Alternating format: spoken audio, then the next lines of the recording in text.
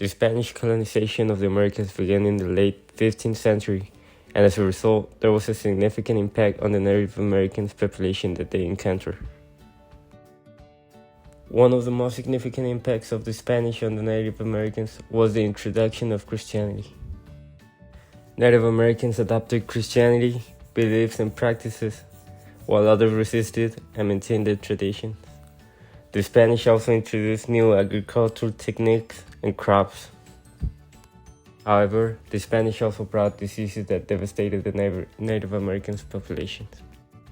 A personal experience I already have is how I connect with the Spanish culture, because I was born in Mexico, San Luis Potosí, which name was given by the king of France at that time.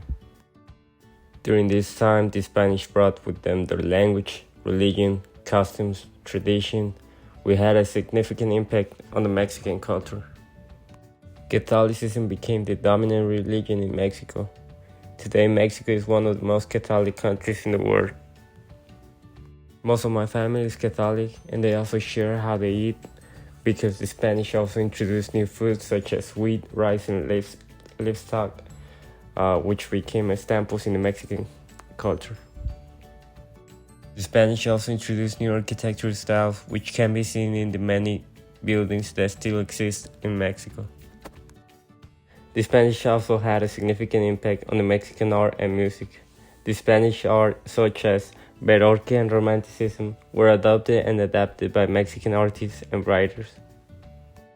Spanish music also influenced Mexican music, which can be heard in traditional styles such as mariachi and ranchera music. I used to be a mariachi for my high school, and there used to be a lot of people from different places. There was this guy from South Korea, which he said he loved to play mariachi songs. So when I read about the Cabeza de Vaca came to Texas, I feel a connection when I see the culture that they offer to the Native Americans in Texas.